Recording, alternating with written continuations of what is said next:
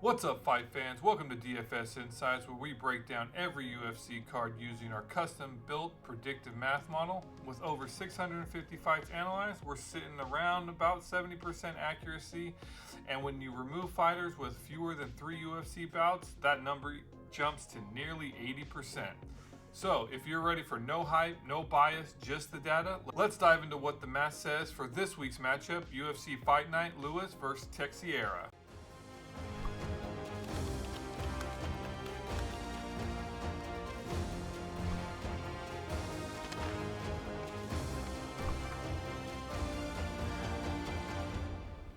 So before we jump into this week's matchup, I just want to show you up on the screen here. Last week we did hit 11 out of the 12 fights, with the only one that deviated was the Moicano versus Dariush, which that, based on the math, was about a 50-50 fight, but 11 for 12 were, so math predicted basically the entire card, almost batting 1,000.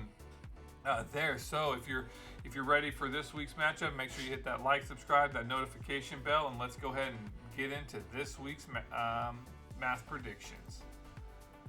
So looking here, we got another pretty decent fight card. Not too many yellow fighters. Those yellow fighters, you got to pay a little bit more attention to. Those ones indicate, the fighters with 3 or fewer UFC fights. So even the main event, Teixeira, he's coming in. He only has 2 registered UFC fights. He's going against Derek Lewis. So looking there, 95% chance to win. A few other ones, Tokos, Volker Walker, Ramirez, and then the women's fight there at the end. But with that being said, another 12 fight card matchup. So, we're hoping to, hit another 11 out of 12 and even a potential, 12 out of 12, which would be nice. So when we jump over, here to why that Teixeira one, shows a 95%. So using the UFC stats website, we come over, what I mentioned, Teixeira's, 2 fights, you got 2 wins against Tafa, it's 8-0.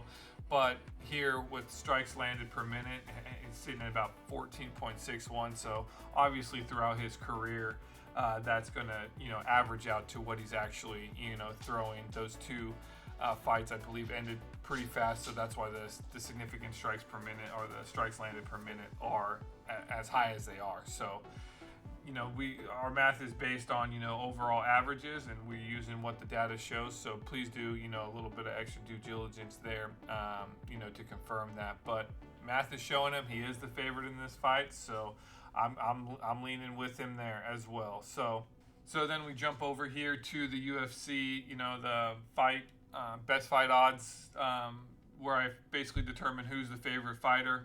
This is the most current one based on the 10th of July when I'm doing this recording.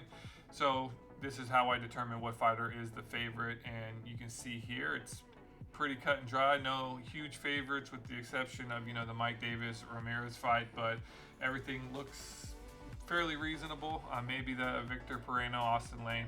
But with that, where I'm going to let Vegas do its thing, but I'm going to let math do its own thing as well. So, we're not here to give you, all the BS. This is just pure math statistics, and we're going to let the math speak for itself as it did last week. So if you're ready for, at least 70%, if not closer to 80% accuracy things, make sure you subscribe, you hit that like button and the notification bell. We're going to be dropping, videos here, once a week, or, for all these UFC fights, and, potentially, hopefully dropping other videos. I primarily do DraftKings, so hopefully get my DraftKings videos up as well. So with that, DFS Insights, see you on the next one.